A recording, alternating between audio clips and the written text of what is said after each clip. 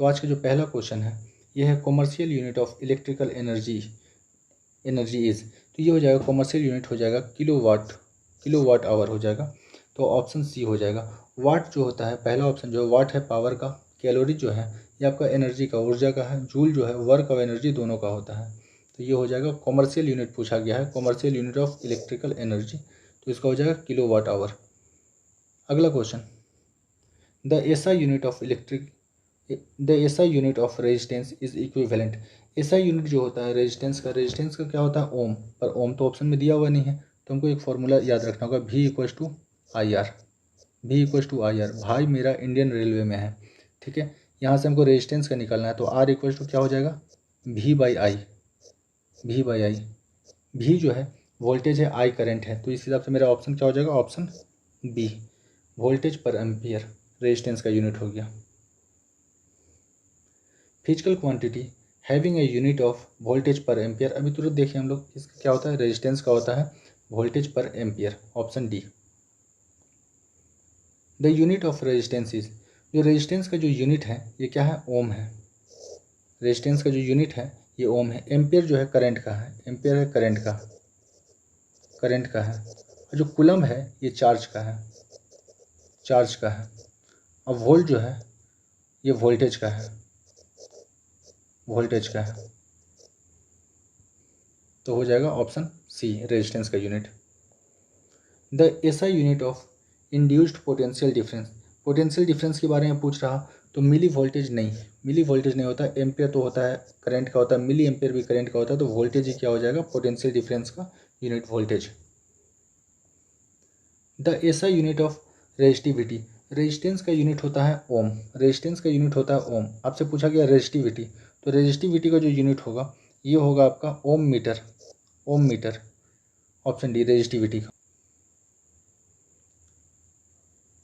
Which of the following is not a unit of temperature, इसमें से कौन सा टेम्परेचर का यूनिट नहीं है, फ़ारेनहाइट है टेम्परेचर का, सेल्सियस है, केल्विन है, ये जो प्रेशर का होता है पास्कल जो है प्रेशर का है, प्रेशर का जो यूनिट है ये है pascal.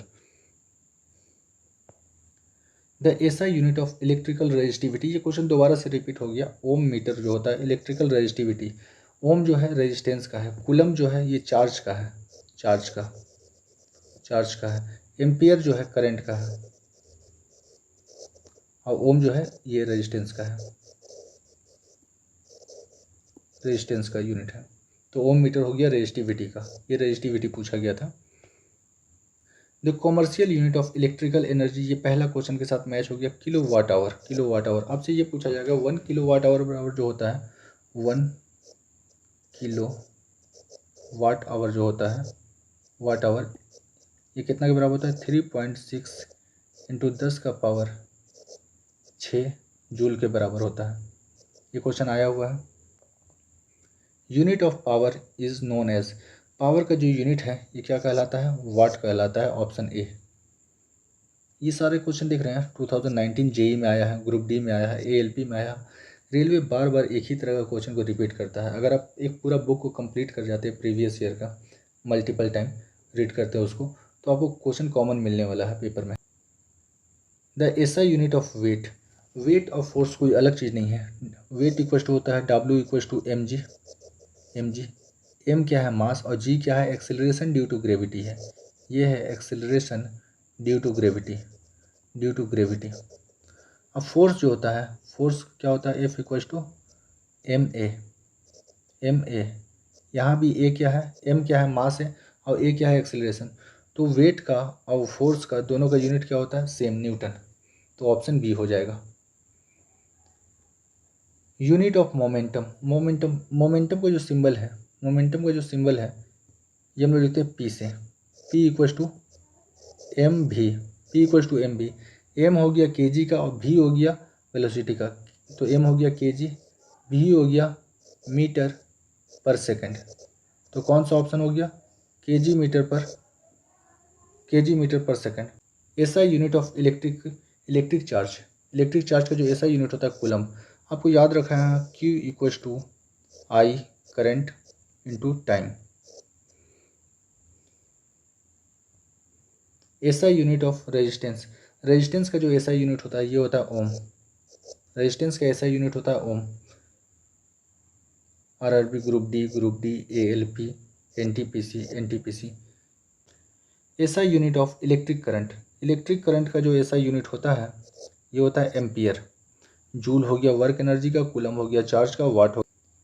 Which of the following has no unit, इनमें से किसका यूनिट नहीं है। डेंसिटी का क्या होता है, mass by volume, mass by volume, तो ये क्या हो जाएगा केजी पर मीटर क्यूब, केजी हो गया वजन का, ठीक है, और मीटर क्यूब हो गया आपका वॉल्यूम का हो गया। डिस्प्लेसमेंट और डिस्टेंस दोनों का यूनिट सेम होता है मीटर।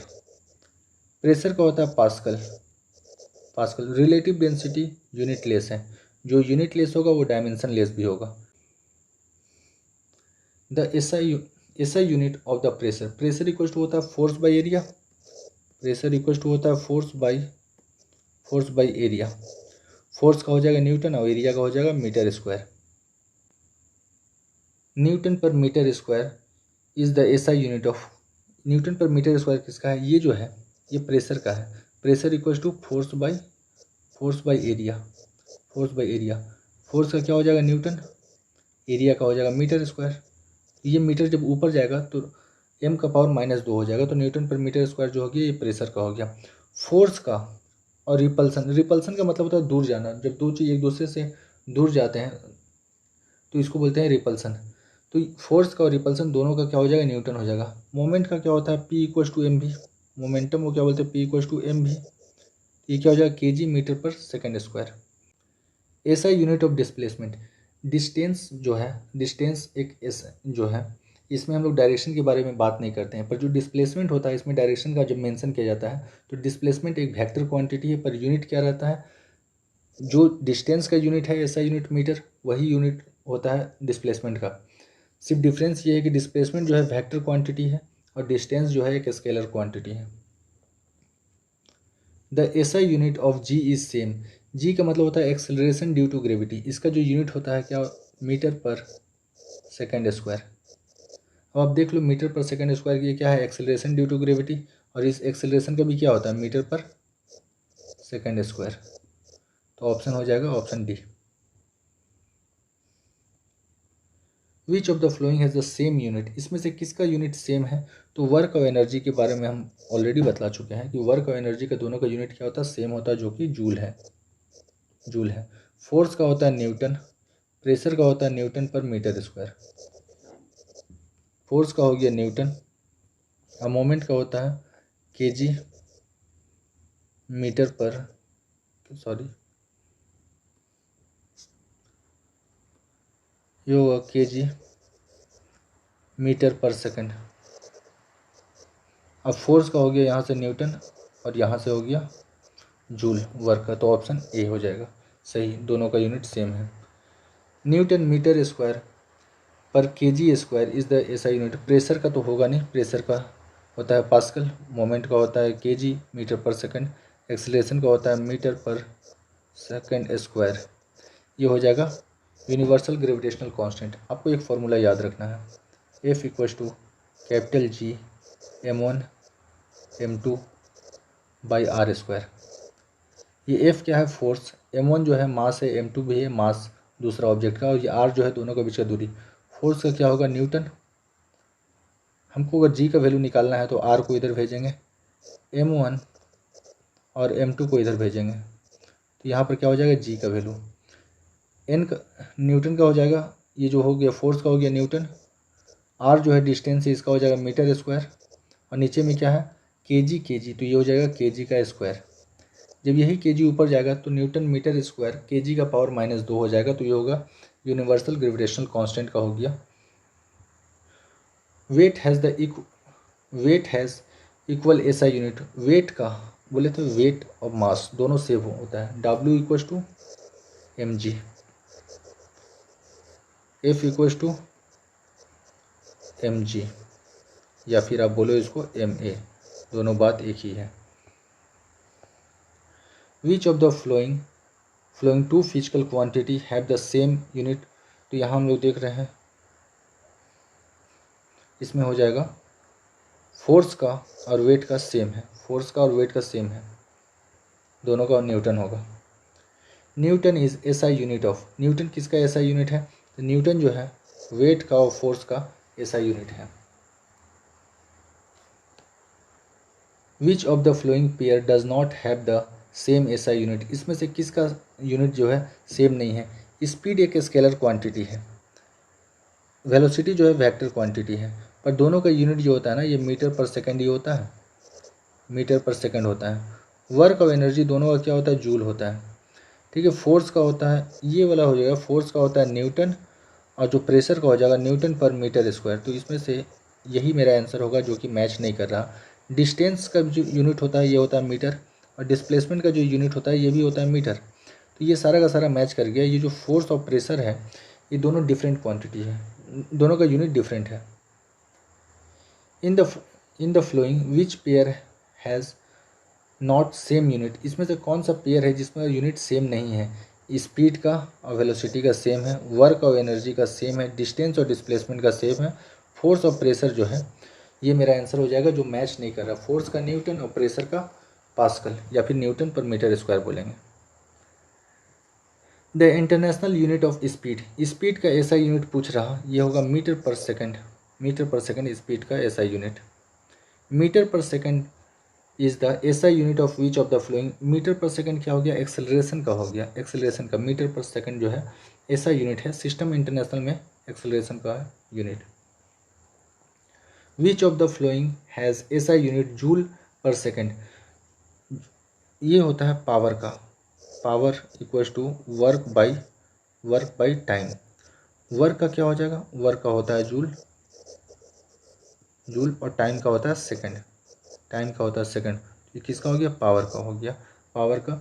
और पावर का डेफिनेशन भी याद कर सकते हैं कि पावर जो होता है कार्य करने का दर को क्या बोलते हैं? वर्क, पावर बोलते हैं। The rate of doing work is called power. Voltage is the SI unit of, voltage किसका है? इलेक्ट्रिकल पोटेंशियल का है। इलेक्ट्रिक रेजिस्टेंस का आपका जो होता है, इलेक्ट्रिक रेजिस्टेंस का ओम होता है। इलेक्ट्रिक चार्ज का जो होता है कूलम होता है, इलेक्ट्रिक करंट का होता है एम्पियर होता है। SI unit of voltage, voltage का एसआई यूनिट क्या होता है? ये वोल्ट है। Which of the following is the unit of temperature, इसमें आप देखिए सबको डिग्री को भी टेम्परेचर में मेजर करते हैं, फ़ारेनहाइट को भी टेम्परेचर में मेजर करते हैं, सेल्सियस को भी हम लोग टेम्परेचर मेजर करते हैं, पर केल्विन जो है ये एसआई यूनिट है, सिस्टम इंटरनेशनल यूनिट है टेम्परेचर का। तो ऑप्शन डी मोस्ट एक्यूरेट है। Ohm metre is the unit of resistivity, ohm metre is the unit of resistivity होता है। इलेक्ट्रिक करंट का हो गया एम्पियर, चार्ज का कूलम्ब, रेजिस्टेंस का ohm. Dash has SI unit ampere, ampere किसका है? ये इलेक्ट्रिक करंट का है, option C. What is the SI unit of retardation, आपसे रिटार्डेशन पूछा जाए या आपसे पूछा जाए एक्सेलरेशन, दोनों का क्या होगा? Metre per second square, option D हो जाएगा metre per second. Actually acceleration में क्या होता है? कोई भी ऑब्जेक्ट अपना स्पीड को धीरे धीरे करके बढ़ाता है। रिटार्डेशन में क्या होता है कि कोई भी ऑब्जेक्ट मान लो कि 70 का स्पीड में चल रहा, 70 से वो 60 में आया, 60 से 50 में आया, 50 से 40, 30 इस तरह करके अपना स्पीड घटा रहा, तो उसको बोलते हैं रिटार्डेशन। दोनों का यूनिट क्या होता है? Same, metre per second square. 1 pascal, pascal जो है प्रेशर का है, 1 पास्कल जो होता है 1 न्यूटन पर मीटर स्क्वायर होता है। आप ऐसे भी देख लो कि इसमें जो एक ही यूनिट जो है मैच कर रहा, यूनिट पास्कल जो है प्रेशर का, प्रेशर इक्वल्स टू क्या होता है? Force by area. तो फोर्स का हो गया न्यूटन, एरिया का हो गया मीटर स्क्वायर। आपको अगर याद नहीं भी होता तो आप यूनिट देख के टिक लगा सकते थे। और यही जब ऊपर जाएगा तो ये हो जाएगा मीटर का पावर -2। 1 एटमॉस्फेरिक प्रेशर जो होता है 1.01 into 10⁵ pascal, option A. What is the 746 watt call, इसको क्या बोलते हैं? 1 हॉर्स पावर, 1 हॉर्स पावर को भी बोलते हैं 746 वाट बोलते हैं। Loudness of sound is measured in, इसको लाउडनेस ऑफ साउंड बोलो या इंटेंसिटी ऑफ साउंड बोलो, बात सेम है। ये होता है option C. 1 kilo watt hour जो होता है 3.6 इंटू 10 का पावर 6 जूल, 3.6 इंटू 10 का पावर 6 जूल होता है 1 kilo watt hour. 1 kilo watt hour is equal to, 1 kilo में कितना होता है, 1 किलो में होता है 1000, 1000 वाला ऑप्शन एक ही दिया हुआ है, तो 1000 वाट। आपको यहाँ किलो हटा के 1000 लिख देना है। 1 किलो वाट, 1 किलो वाट, तो इसमें एक ही में दिया हुआ 1000। और वाट जो होता है ये पावर का होता है, पावर बराबर क्या होता है, वर्क पावर बराबर होता है जूल पर सेकंड, तो ये हो गया ऑप्शन ए। 5.5 किलो वाट जो है, 5.5 किलो वाट ये कितना का ये होता है, इसका वैल्यू आपसे पूछा है। आपको पता है कि 1 किलो वाट जो होगा ये 5.5 का आप मल्टीप्लाई करो 3.6 इंटू 10 का पावर 6 में। तो पहला जो ऑप्शन में 6 के अलावा दिया हुआ इसको काट दो आप, ये हो नहीं सकता, ये हो नहीं सकता। इन दोनों में मेरा कंसर्न है कि इन दोनों में कौन सा आंसर होगा। अगर ये 6 होता, अगर ये 6 होता और 6 को अगर हम 3 से भी मल्टीप्लाई करते हैं तब भी मेरा जो आंसर आता ये 14 से तो ज़्यादा ही आता, तो मेरा ऑप्शन हो जाएगा ऑप्शन डी, 87 का हो जाएगा ऑप्शन डी, 19.8। आप अप्रोक्सीमेट कैलकुलेट करो, आपका आंसर आ जाएगा। 5.6 किलो वाट कितना के बराबर होता है, आपको इसका मल्टीप्लाई करना है 3.6 इंटू 10 का पावर 6 से मल्टीप्लाई करना है। आप देख लो 10 का पावर 6 के अलावा कोई भी अगर ऑप्शन है तो पहले उसको हटा दो। आप देखो अगर ये 6 होता, अगर ये 6 होता, 6 का आप 3 से मल्टीप्लाई करते तो 18 के करीब आता, 18 के करीब आता, तो ये 18 से तो ज़्यादा ही होने वाला है। तो पहला जो ये हो जाएगा आंसर, इसका भी आंसर हो जाएगा ऑप्शन डी। ये भी आंसर नहीं हो सकता क्योंकि 10 का पावर 5 दिया हुआ है, यहाँ पर 10 का पावर 8 दिया हुआ है, तो 88 का भी जो आंसर हो जाएगा, 88 का भी जो आंसर हो जाएगा ये हो जाएगा ऑप्शन सी। 1 न्यूटन, 1 न्यूटन क्या हो गया, फोर्स का यूनिट है, F equal to M into A. M का क्या हो जाएगा के जी, एक्सीलरेशन का क्या हो जाएगा मीटर पर सेकंड स्क्वायर, तो इसका हो जाएगा option B, 1 kg 1 metre per second square, option B हो जाएगा। 4.6 को आपको मल्टीप्लाई करना है सिंपली 3.6 इंटू 10 का पावर 6 से, तो जिसमें 6 के अलावा कुछ आंसर दिया हुआ आप पहले तो उसको काट लो, और इसको 5 से मल्टीप्लाई करोगे तो ये होगा 15 प्लस, तो मतलब आंसर ये होने वाला है कि जो कि अब 15 से तो ज़्यादा ही आ रहा, तो ऑप्शन एक ही बचा आपका, ऑप्शन बी। 2 किलो वाट, इसको आपको मल्टीप्लाई करना है 3.6 इंटू 10 का पावर 6 से, तो 36 दुनिया कितना हो जाएगा, 72 हो जाएगा। और यहाँ से आपका जो आंसर आएगा इसमें एक डेसिमल भी दिया हुआ है, तो ये हो जाएगा 3.6 और 10 का पावर 6, 36 दूनी का 72, 72 इंटू 10 का पावर 6 जूल, ऑप्शन बी। 4.2 का आपको मल्टीप्लाई करना है 3.6 के साथ, 3.6 इंटू 10 का पावर 6, तो आप 4 का मल्टीप्लाई कर लो 36 से, 36 दूनी का 72, 72 दूनी का 144, तो जो भी आंसर आएगा, ये तो आंसर आ नहीं सकता, 10 का पावर 5 है, ये आ नहीं सकता। 144 से ज़्यादा मतलब 14 से ज़्यादा आंसर आने वाला है, तो इसका जो आंसर हो जाएगा ऑप्शन बी हो जाएगा, 14 से ज़्यादा आने वाला, 14.4 से ज़्यादा आने वाला, 15.12। आप रफली कैलकुलेट करो, आपका आंसर आ जाएगा। 1 नैनोमीटर जो होता है कितना के बराबर होता है, अभी हम लोग तुरंत देखेंगे। जो 1 नैनोमीटर है, 1 नैनोमीटर ये 10 का पावर -9 मीटर के बराबर होता है। 1 नैनोमीटर जो है माइनस पर, इसमें फॉर्मेट में नहीं दिया हुआ है, इसमें आपको 1/, के फॉर्मेट में दिया, तो ये जब नीचे आएगा तो ये 10 का पावर क्या हो जाएगा, 10 का पावर 9 मीटर हो जाएगा। तो कौन सा ऑप्शन होगा, ऑप्शन डी, 94 का ऑप्शन डी हो जाएगा। 1 नैनोमीटर बराबर 10 का पावर -10, 1 एंगस्ट्रॉम बराबर 10 का पावर -10 मीटर होता है। अगर आपसे 1 फर्मी पूछा जाए, 1 फर्मी, इसमें हम लोग एटॉमिक रेडियस जो है, न्यूक्लियस का रेडियस मेजर करते हैं, ये होता है 10 का power -15 metre. 1 coulomb per second, 1 coulomb per second जो है ये करंट का है, ये ऑलरेडी देख चुके हैं, करंट का है। 1 पिकोमीटर, 1 पिकोमीटर जो होता है 10 का पावर -12 मीटर के बराबर होता है 1 पिकोमीटर। 1 जूल जो है, 1 जूल होगा 1 Newton per metre, 1 Newton per metre. Joule किसका होता है, वर्क का, और डब्ल्यू इक्वल टू क्या होता है, W equal to F S, force into distance, force का हो गया न्यूटन, डिस्टेंस का हो गया मीटर। तो अगला question, a particular house hold has consume 100 unit of energy during 5 दिन, 5 दिन में वो लोग 100 यूनिट इलेक्ट्रिक बिल को, मतलब क्या बोलते हैं, 100 यूनिट एनर्जी कंज्यूम कर रहा। बोला how much energy converted two joule, आपको जूल में पूछा है, तो हमको पता है कि जब एनर्जी निकालते ये होता है 3.6 और 10 का पावर 6। आप 100 को लिख सकते हैं 10 का पावर 2, तो यहाँ से क्या आ जाएगा 3.6 10 का पावर 8। तो हो गया मेरा आंसर ऑप्शन डी 3.6 इंटू 10⁸ 8। बोलना ये चाह रहा कि एक घर में 5 दिन में 10 यूनिट 10 यूनिट का एनर्जी खर्चा हो रहा। तो आपको जो कन्वर्ट करना है किसमें, जूल में। आपको पता है 1 किलोवाट आवर जो होता है 3.6 10 का पावर 6 होता है। खर्चा कितना हुआ है 100। जब इसको मल्टीप्लाई करेंगे तो यहाँ पर ऑलरेडी 6 है और यहाँ पर 2 है। तो जब सेम चीज़ को हम लोग मल्टीप्लाई करते हैं तो पावर क्या होता है, ऐड होता है। तो 10 का पावर 8 जूल मेरा आंसर हो जाएगा। Which instrument aids in the detection of the heart beat. कौन सा इंस्ट्रूमेंट से हम लोग हार्ट बीट को मेजर करते हैं, तो इसका ऑप्शन ए हो जाएगा स्टेथोस्कोप। स्टेथोस्कोप से हम लोग हार्ट बीट को मेजर करते हैं। दूसरा क्वेश्चन है name the instrument use by the physician to measure the blood pressure. Blood pressure को स्फेग्मेनोमीटर से मेजर किया जाता है, option B. Odometer is an instrument which is used in motor vehicle to measure. Odometer जो है इससे distance travel major किया जाता है। जो गाड़ी में जो ये बतलाता है कि कितना डिस्टेंस गाड़ी चला है, इस इंस्ट्रूमेंट को बोलते हैं ओडोमीटर। तो ऑप्शन बी इसका सही आंसर हो जाएगा।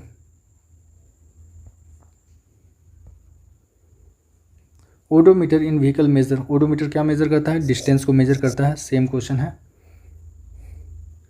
Which instrument is used for measuring distance travel by the vehicle.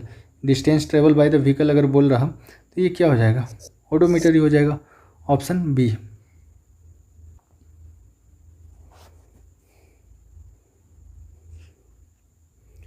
Echolocation in ship is used for measuring. Echolocation जो है ये क्या करता है, डेप्थ ऑफ वाटर को बतलाता है। इकोलोकेशन से ऑप्शन सी हो जाएगा, डेप्थ ऑफ वाटर का पता चलता है। Dash is type of echolocation. Echolocation एक तरह का क्या है, तो इकोलोकेशन एक तरह का सोनार है।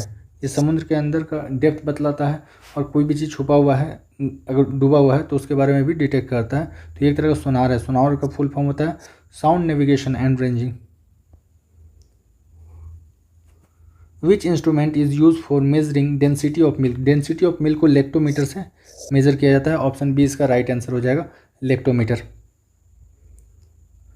Volt meter is use for measuring. Volt meter से हम लोग जो मेजर करते हैं तो वोल्टेज मीटर मेजर करते हैं, ऑप्शन बी इसका राइट आंसर है, volt meter is use for measuring voltage.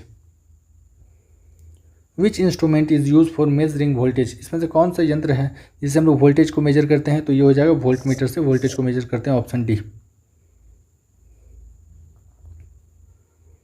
Galvanometer is use for measuring. Galvanometer से क्या मेजर किया जाता है, तो गैल्वेनोमीटर से हम लोग मेजर करते हैं डायरेक्शन ऑफ करंट। ये पहले भी क्वेश्चन आ चुका, गैल्वेनोमीटर से डायरेक्शन ऑफ करंट और अमीटर से हम लोग करंट को मेजर करते हैं। Which is use for measuring speed of motor. Speed of motor, motor का स्पीड को बतलाता है स्पीडोमीटर। स्पीडोमीटर से मोटर का स्पीड का पता चलता है। अमीटर, इलेक्ट्रिक करंट, ओम मीटर। एक्चुअली जो इलेक्ट्रिक करंट है ना, इसको मेजर किया जाता है अमीटर से। इलेक्ट्रिक करंट को मेजर किया जाता है अमीटर से। तो रेजिस्टेंस को किससे मेजर किया जाएगा, ओम मीटर से। तो ऑप्शन सी हो जाएगा। ये एनालॉजी की तरह हो गया, सिमिलरिटी की तरह। तो करंट को मेजर करते हैं अमीटर से, तो उसी तरह रेजिस्टेंस को मेजर करते हैं ओम मीटर से। Which instrument is use for measuring power and the speed of wind. हवा का जो स्पीड पावर है और स्पीड है, इसको हम लोग एनीमोमीटर से मेजर करते हैं, ऑप्शन डी इसका सही आंसर होगा। Physical quantity. फिजिकल क्वांटिटी समझने से पहले हमको दो चीज़ समझना होगा कि दो तरह का क्वांटिटी होता है, एक स्केलर होता है और दूसरा होता है वेक्टर होता है। स्केलर वो है जिसमें सिर्फ और सिर्फ मैग्नीट्यूड हो। फॉर एग्जांपल अगर हम बोलते हैं कि आज हम 5 किलोमीटर चले हैं, तो हम क्या इसमें डायरेक्शन बतला रहे हैं, नहीं, सिर्फ और सिर्फ मैग्नीट्यूड बतला रहे हैं कि हम आज 5 किलोमीटर चले हैं।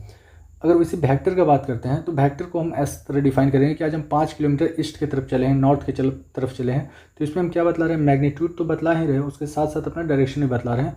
इसको वेक्टर क्वांटिटी बोलते हैं। तो बोल रहा है इसमें विच of the following is scalar quantity. इसमें से कौन सा ऐसा है जो स्केलर क्वांटिटी है। प्रेशर जो है एक स्केलर क्वांटिटी है, डिस्प्लेसमेंट जो है वेक्टर, मोमेंटम जो है वेक्टर है और फोर्स जो है वेक्टर क्वांटिटी है। ये जो है वेक्टर क्वांटिटी। तो प्रेशर क्या हो गया, एक स्केलर क्वांटिटी होगा जिसमें डायरेक्शन का मेंशन नहीं रहता, सिर्फ और सिर्फ मैग्नीट्यूड बतलाया जाता है। 1 पास्कल 2 पास्कल इस तरह करके सिर्फ और सिर्फ मैग्नीट्यूड बतलाया जाता है। Which of the following is not a vector quantity. इसमें से कौन सा वेक्टर क्वांटिटी नहीं है। स्पीड और इम्पल्स, ये जो है स्पीड इम्पल्स जो फोर्स है जो फोर्स ऑफ ग्रेविटी ये एक वेक्टर क्वांटिटी है, डिस्प्लेसमेंट एक वेक्टर क्वांटिटी है। इलेक्ट्रिक करंट जो है ये एक स्केलर क्वांटिटी है। इलेक्ट्रिक करंट जो है स्केलर क्वांटिटी है। स्पीड पर इम्पल्स, हमको पता है स्पीड क्या है, एक स्केलर क्वांटिटी। स्केलर क्वांटिटी और इम्पल्स क्या है, वेक्टर क्वांटिटी। जब किसी स्केलर क्वांटिटी को वेक्टर क्वांटिटी के साथ मल्टीप्लाई करते हैं तो ये क्या देता है, वेक्टर देता है। जब किसी स्केलर क्वांटिटी को वेक्टर के साथ डिवाइड करते हैं तब ये क्या देता है, वेक्टर देता है। किसी वेक्टर क्वांटिटी को अगर स्केलर के साथ डिवाइड करते हैं तब भी ये क्या देता है, वेक्टर देता है। तो उस हिसाब से स्पीड तो एक स्केलर है पर इम्पल्स क्या है, वेक्टर। इसलिए क्या हो गया, वेक्टर क्वांटिटी। और इलेक्ट्रिक करंट जो है ये एक स्केलर क्वांटिटी है। A vector quantity has both magnitude and direction, whereas a scalar quantity has only magnitude and no direction. Which of the following is a vector quantity? बोला इसमें से कौन सा वेक्टर क्वांटिटी है, तो इसका हो जाएगा ऑप्शन सी, डिस्प्लेसमेंट जो है। डिस्प्लेसमेंट और डिस्टेंस दोनों का यूनिट क्या होता है, मीटर ही होता है। पर डिस्प्लेसमेंट जब हम बतलाते हैं तो एक मैग्नीट्यूड बतलाते हैं। फॉर एग्जांपल मान लो 50 मीटर बतलाएं, ये क्या हो गया, मैग्नीट्यूड। उसके बाद हम लोग डायरेक्शन लगाते हैं, नॉर्थ साउथ ईस्ट वेस्ट जो भी लगाते हैं हम डायरेक्शन बतलाते हैं। तो मैग्नीट्यूड क्या हो गया, एक वेक्टर क्वांटिटी हो गया। वर्क और एनर्जी जो है दोनों का यूनिट क्या होता है, जूल होता है। और दोनों क्या है, स्केलर है, दोनों स्केलर है। स्पीड भी स्केलर है। डिस्प्लेसमेंट ये कैसा है, जो vector. Which of the following has both direction and magnitude? इसमें से कौन सा ऐसा है जिसमें डायरेक्शन और मैग्नीट्यूड दोनों है? तो ये मोमेंटम जो है, डायरेक्शन और मैग्नीट्यूड दोनों है। मोमेंटम का आपसे फॉर्मूला पूछा जाएगा तो P इक्वल टू क्या होता है, एम भी। एम क्या हो गया, मास कैसा है, स्केलर है। और भी क्या है, वेलोसिटी। वेलोसिटी किस तरह का, वेक्टर क्वांटिटी है। तो जब भी स्केलर क्वांटिटी का वेक्टर क्वांटिटी के साथ मल्टीप्लाई होगा वो क्या देगा, वेक्टर क्वांटिटी। तो मोमेंटम क्या हो गया, एक vector quantity. In the flowing physical quantity which is not relative quantity, इसमें से कौन सा रिलेटिव क्वांटिटी नहीं है? तो ये टाइम जो है, टाइम एक रिलेटिव क्वांटिटी नहीं है। इसके अलावा जितना कुछ भी हम लोग सब रिलेटिव में रिप्रेजेंट कर सकते हैं, टाइम जो है रिलेटिव क्वांटिटी नहीं है। Which of the flowing only gives magnitude and not direction? ये स्केलर पूछना चाह रहा है। स्केलर क्वांटिटी क्या होता है, जिसमें सिर्फ और सिर्फ क्या होता है, मैग्नीट्यूड होता है और कोई डायरेक्शन नहीं होता। तो ये हो जाएगा वर्क जो है इसमें मैग्नीट्यूड होता है पर डायरेक्शन नहीं होता है। हम लोग बोलते हैं ना 50 जूल वर्क हुआ, 60 जूल वर्क हुआ, ये सब एग्जांपल देते हैं। तो क्या इसमें हम लोग डायरेक्शन बतलाते हैं? उसके अलावा जितना भी है, फोर्स है, मोमेंटम है, डिस्प्लेसमेंट है, सब में हमको मैग्नीट्यूड के साथ साथ डायरेक्शन ही बतलाना पड़ता है। तो इससे क्या हो जाएगा, वर्क हो जाएगा, ऑप्शन सी।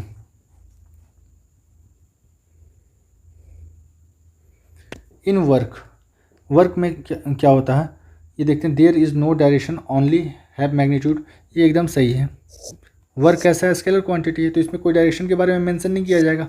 इसमें सिर्फ और सिर्फ क्या मेंशन किया जाएगा, मैग्नीट्यूड के बारे में मेंशन किया जाएगा। तो ऑप्शन ए ही मेरा सही हो जाएगा। 150 number, which of the following has magnitude and no direction? जिसमें सिर्फ और सिर्फ क्या हो, मैग्नीट्यूड हो और कोई डायरेक्शन ना हो। तो वर्क क्या है, एक स्केलर क्वांटिटी है। इसमें सिर्फ और सिर्फ मैग्नीट्यूड होता है और किसी भी तरह का डायरेक्शन नहीं होता है। यहाँ से हम लोग मैकेनिक्स से स्टार्ट करने वाले वर्क। सबसे पहले वर्क का डेफिनेशन क्या है, when we apply force on an object, if object is move then it's called the work. अगर हम किसी वस्तु के ऊपर बल लगाते हैं और वो बल के दिशा में विस्थापित हो जाता है तो इसे क्या कहते हैं, वर्क कहते हैं। तो इसमें देखते हैं पहला जो है, which of the flowing can do more work? इसमें से कौन सा है जो ज़्यादा वर्क कर रहा? टू राइज हैमर, एक हथौड़ा को उठाना, ठीक है, ये भी एक वर्क है। पर इसमें से बोला गया ज़्यादा वर्क कौन कर रहा? A bullet fired by the gun, ये भी एक वर्क है। A moving stone, a rotating wheel, इसमें जो है एक टाइम के लिए लगेगा कि ये स्टोन को मूव कराना जो है ये ज़्यादा वर्क है, बट ये गलत है। ये होगा बुलेट का फायर करना। बुलेट के अंदर क्या होता है, स्प्रिंग होता है। बुलेट के अंदर स्प्रिंग होता है। जब ये स्प्रिंग रिलीज़ होता है तो बुलेट को काफ़ी तेज़ी से और काफ़ी ज़्यादा एनर्जी के साथ क्या करता है, रिलीज़ करता है। तो सबसे ज़्यादा जो ये एनर्जी वर्क होगा ये किस में होगा, जब बुलेट को फायर किया जाता है तब। तो ऑप्शन बी मेरा राइट आंसर है। ए force of 20 Newton displays an object through 2 meter and does the work of 20 joule. The angle between the force and displacement.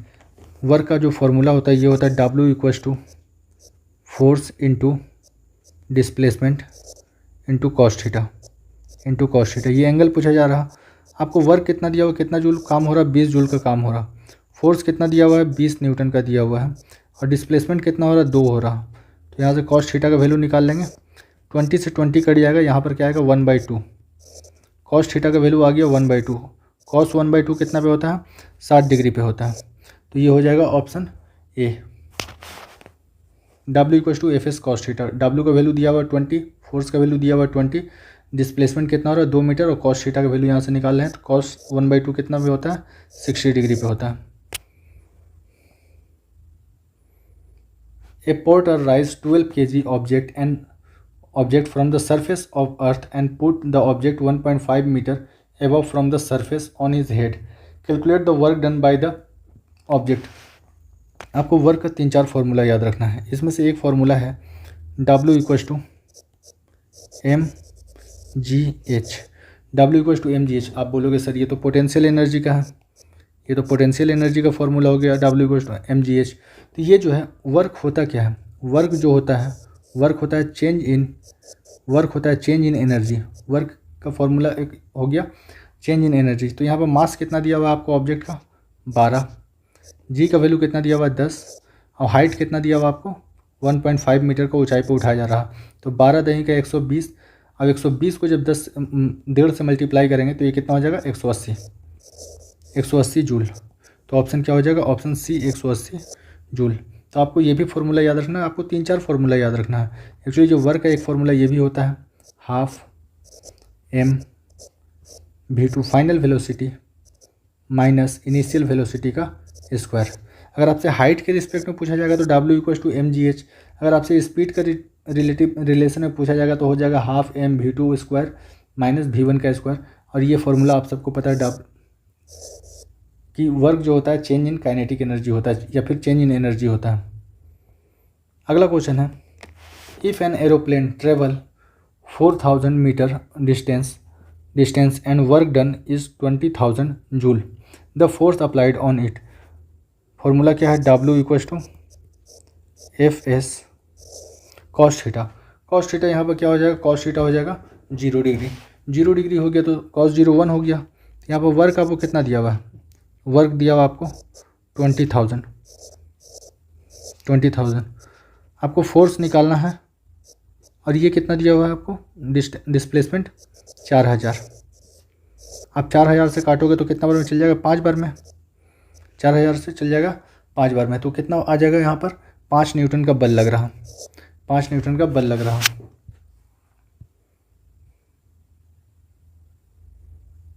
अगला क्वेश्चन है, the gravitational potential energy of an object at the point above the ground is defined as the work done इन।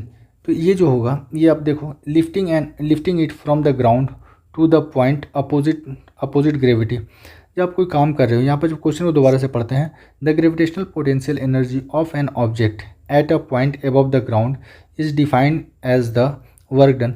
आप किसी भी object को अगर ऊपर की तरफ उठाते हो तो नीचे उसके ऊपर क्या लगने वाला है? ग्रेविटेशनल फोर्स लगने वाला है। अर्थ अपने तरफ ऑब्जेक्ट को खींचेगा और आप ऊपर की तरफ बल लगा के उसको ऊपर उठा रहे हो। तो पहला ऑप्शन देखते हैं, lifting it from the ground to the point opposite gravity. हाँ एकदम सही है ये बात कि आप अपोजिट जो ग्रेविटेशनल फोर्स है आप उसका अपोजिट में काम कर रहे हो। ठीक है, दूसरा ऑप्शन भी देख लेते हैं, applying gravitational force on it. Gravitational force तो लग रहा है इसके ऊपर, पर ये किधर लग रहा है? जिधर आप फोर्स लगा रहे हो, आप फोर्स लगा रहे हो ऊपर उठाने के लिए, ग्रेविटेशनल फोर्स लग रहा है नीचे की तरफ। ठीक है, अगला जो ऑप्शन है C, keep it at the centre. ये कोई मतलब नहीं, ये बहुत अजीब सा दिया हुआ है। Placing it on the ground is the against gravity. आप इसको अगर रख रहे हो तो ये अगेंस्ट में कहाँ है? अगर आप नीचे की तरफ रख रहे हो किसी ऑब्जेक्ट को तो ग्रेविटेशनल फोर्स भी तो उसको नीचे की तरफ टान रहा, तो आप ग्रेविटेशनल फोर्स के अगेंस्ट में कहाँ काम कर रहे हो? तो ये भी गलत हो गया। तो option A is most accurate. The work done to increase the speed from 5 metre per second to 10 metre per second by a car of कितना केजी का है? 800 kg का कार है। तो यहाँ पर वर्क डन कितना होगा? हम ये ऑलरेडी फार्मूला बताएं, जो वर्क डन होता है स्पीड का रिलेशन में हाफ mv2 स्क्वायर माइनस का v1 का स्क्वायर, यही होता है। आप यहाँ पर रखो 1/2। मास कितना दिया हुआ है? 800 kg। फाइनल वेलोसिटी जो होता है v2 होता है फाइनल वेलोसिटी। 10 का स्क्वायर कितना हो गया? 100 माइनस का 5 का स्क्वायर कितना हो गया? 25। जब यहाँ से काटोगे तो ये कितना हो जाएगा? 400 और यहाँ से कितना हो जाएगा? 75। आप 75 का मल्टीप्लाई करो 4 में तो 75 दूनी का 150, 150 दूनी का 300 आ गया। आप ये 2 जीरो को तो छोड़ दिए हो, तो 2 जीरो को यहाँ पर डालो। ठीक है, आपसे किस में पूछ रहा, किलो जूल में पूछ रहा। तो हमको पता है 1 के में कितना होता है, 1 के इक्वल टू होता है 1000 होता है। तो इसमें कौन सा आंसर हो जाएगा, ऑप्शन ए हो जाएगा 30 kilo joule. An object of 1 kg is dropped from the ground to the ground from the height of 30 meter. What is the work done by the force of gravity? ठीक है, कितना work होगा, यहाँ देख लो, W equals to mgh, W equals to हो गया mgh। मास कितना दिया हुआ है 1, g का वैल्यू कितना दिया हुआ है 10, और आपको हाइट दिया हुआ है 30 मीटर। तो यहाँ से कितना आ जाएगा, 300 जूल आ जाएगा। इसमें से क्या आ जाएगा, 300 joule, option B. A person picks up 20 kg of goods at 2 meter above the ground and keep it on his head. Work done by the person. तो एक आदमी ज़मीन से किसी ऑब्जेक्ट को उठाता है जिसका वजन है 20 kg, वो 2 मीटर ऊपर उठाता है और वो अपने सर पे रख लेता है। तो यहाँ भी क्या लगने वाला है, पोटेंशियल एनर्जी का फॉर्मूला लगेगा mgh। मास कितना दिया हुआ है 20, g का वैल्यू आप 10 मान लो, और हाइट कितना है। अगर आपको जी का वैल्यू ना दिया रहे तो आप उसको 10 ही मानना, इससे कैलकुलेशन आसान हो जाएगा। तो 20 दही का हो गया 200, 200 दूनी का हो गया 400। तो ऑप्शन बी इसका राइट हो जाएगा, 400 जूल सही आंसर है। An object of 1 kg rise 10 metre above the surface of the earth, then work done by the gravitational force. आपको एक चीज़ ध्यान देना है, आपसे ये नहीं बोला कि वो आदमी कितना काम किया है, ये पूछ रहा कि ग्रेविटेशनल फोर्स जो है वो कितना काम किया है, आपको इस चीज़ को देखना है। तो अब जब भी इस तरह करोगे ना, तो जब आप कोई आदमी काम कर रहा, जब कोई पर्सन काम कर रहा ग्रेविटी का अगेंस्ट में, पर्सन काम कर रहा है ग्रेविटी के अगेंस्ट में, तो काम कैसा होता है, पॉजिटिव। लेकिन जब वही काम जब ये करने लगे, ग्रेविटेशनल फोर्स करने लगे, तो वर्क कैसा होगा, नेगेटिव वर्क होगा। तो जो पॉजिटिव वाला है उसको आप हटा दो पहले।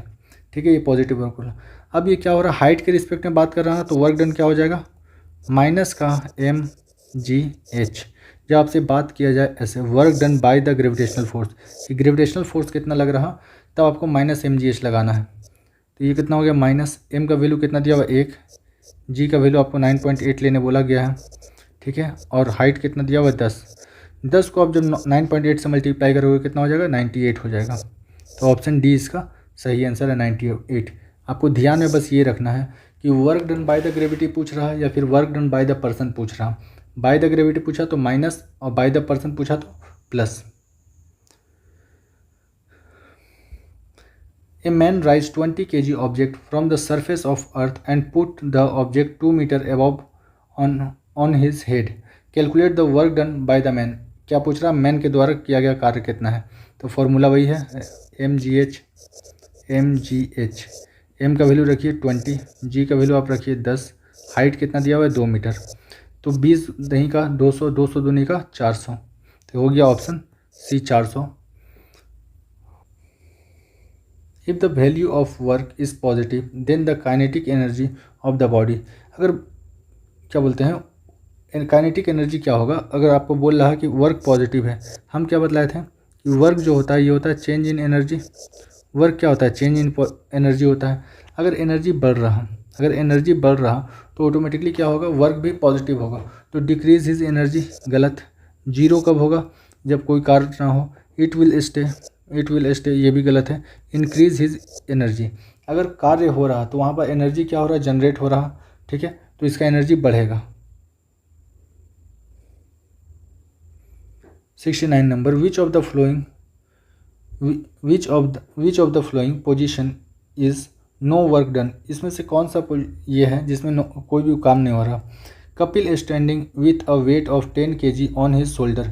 ये अपना कंधा पर 10 kg क्या 100 kg उठा ले, पर अगर ये मूव नहीं कर रहा तब इसका क्या होगा, आंसर गलत होगा, इसमें कोई वर्क नहीं हो रहा।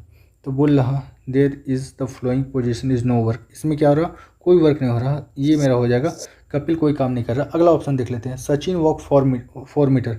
सचिन क्या कर रहा, 4 मीटर चल रहा, तो ये एक तरह का वर्क हो गया।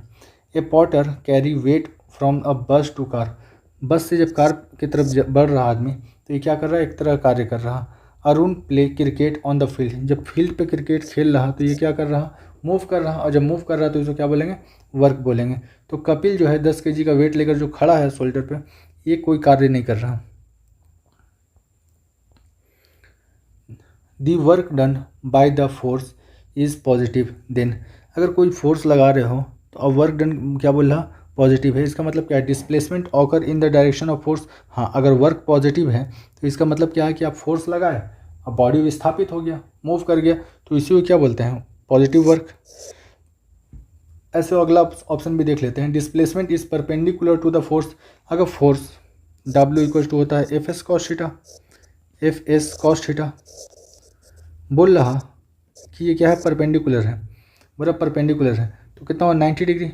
कॉस 90 पे कितना होता है, zero, zero multiply with this कितना हो जाएगा, जीरो, किसी से मल्टीप्लाई कीजिएगा, वर्क डन जीरो हो जाएगा।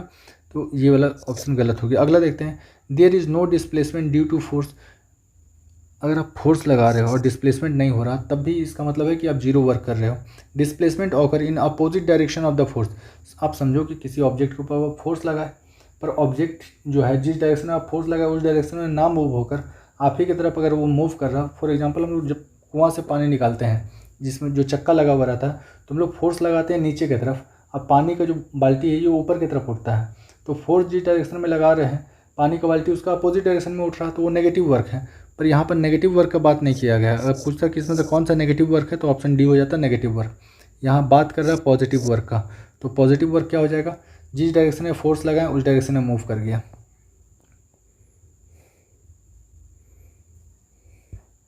विच of the following activity can be said to have a work. इसमें से कौन सा ऐसा है जिसमें हम बोल सकते हैं कि ये काम हो रहा। Harish is reading a book. अरे रीडिंग अ बुक जो है ना, ये आदमी एक जगह बैठ के अगर पढ़ रहा, इसको बोलेंगे क्या वर्क, नहीं, इसको वर्क नहीं बोलेंगे।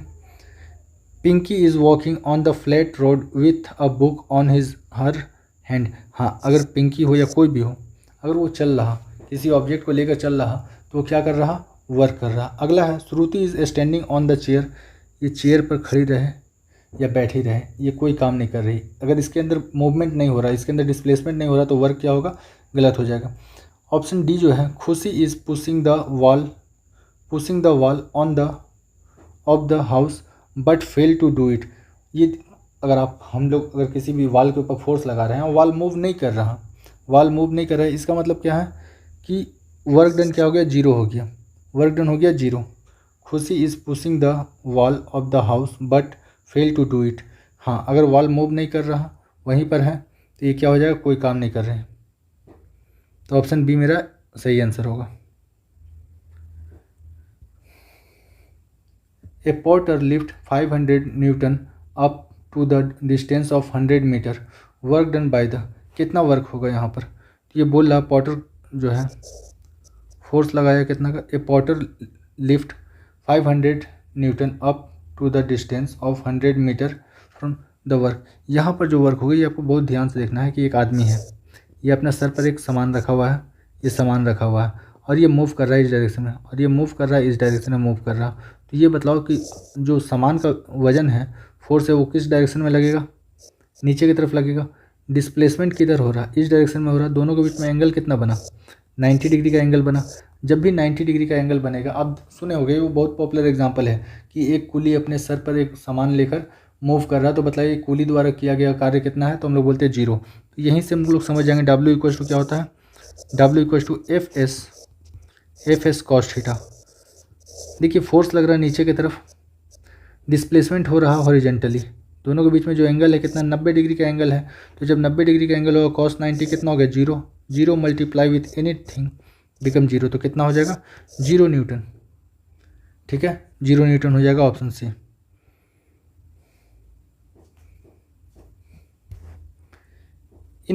इन which of the following work is not done. इसमें से किस में कोई कार्य नहीं हो रहा।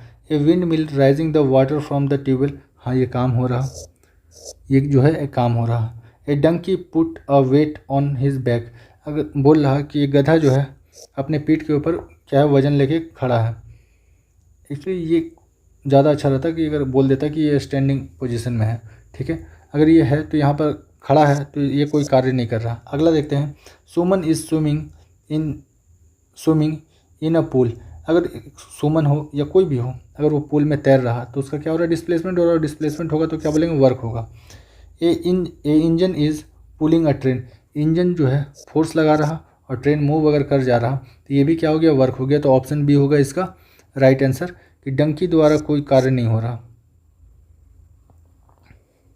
Efficiency of work is known as, efficiency या कैपेसिटी, या फिर कैपेसिटी, कार्य करने की क्षमता को हम लोग क्या बोलते हैं, एनर्जी।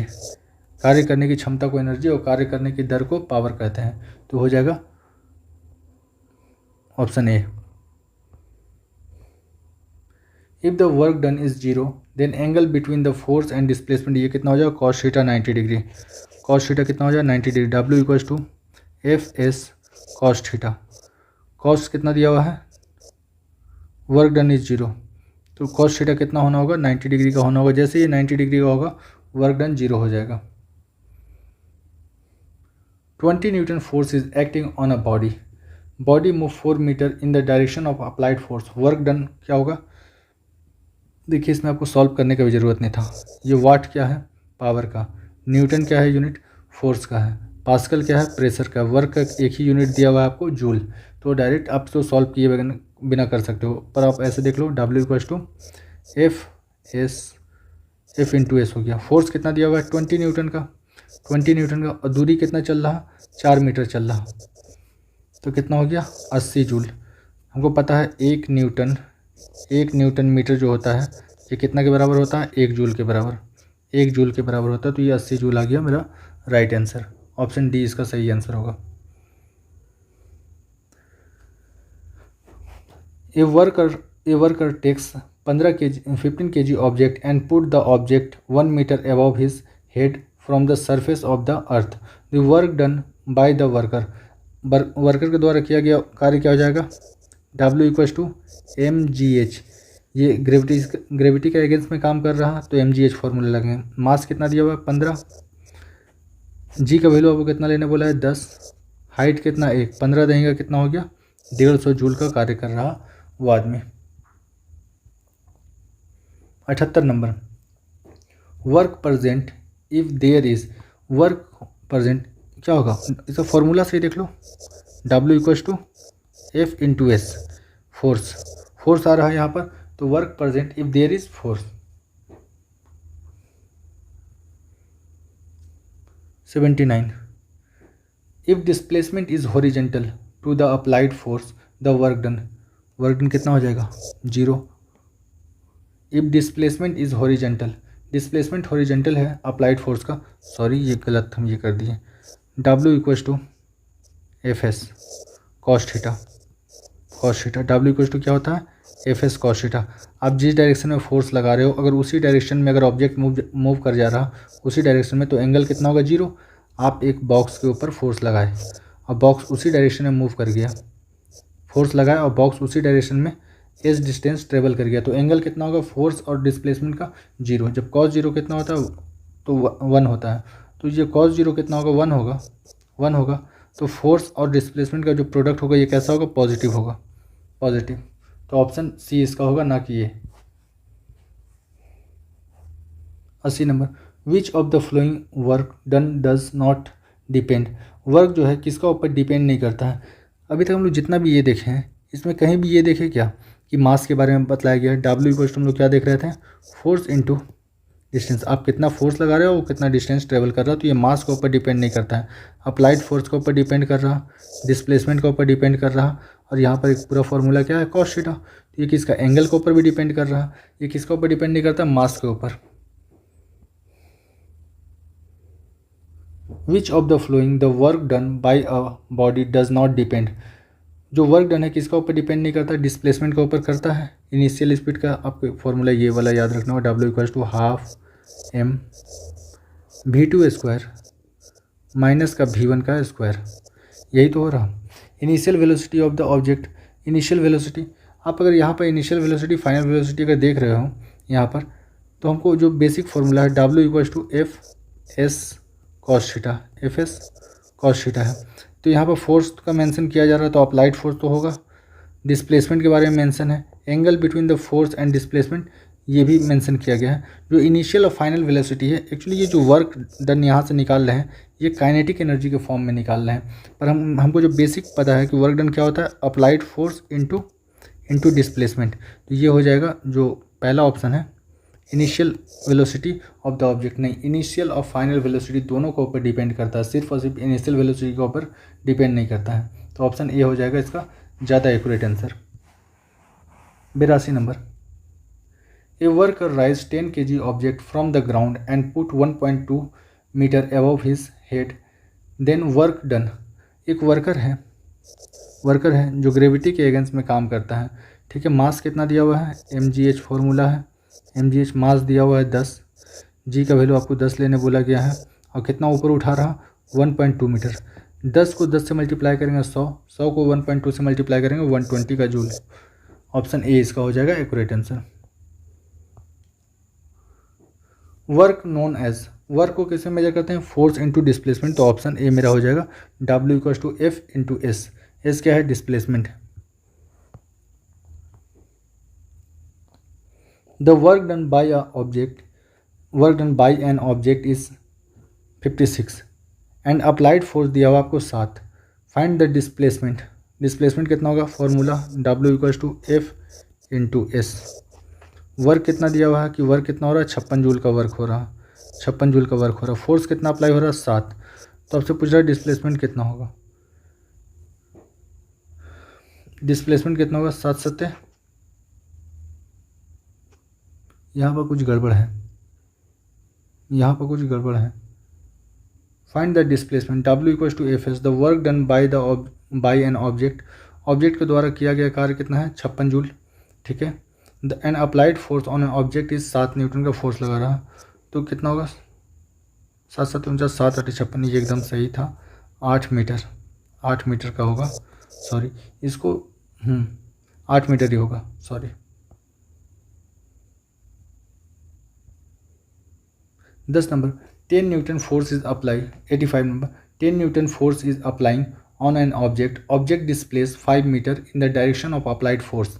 द वर्क डन, आप 10 न्यूटन का फोर्स लगा रहे हो, ठीक है। Work = F × S।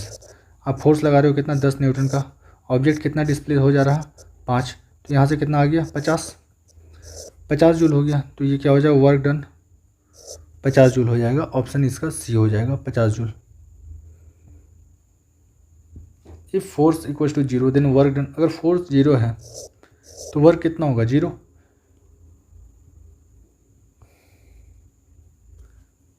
A porter pick up 12 kg of goods from the ground and place it on his head 1.5 meter above the ground. The work on the goods to be done by, formula क्या है, W = mgh। जब भी gravity के against में काम हो रहा तो हम फॉर्मूला लगाएंगे वर्क का mgh। मास कितना दिया हुआ, 12 kg, g का वैल्यू 10 लेने बोला है, और आपको हाइट कितना दिया हुआ है, 1.5।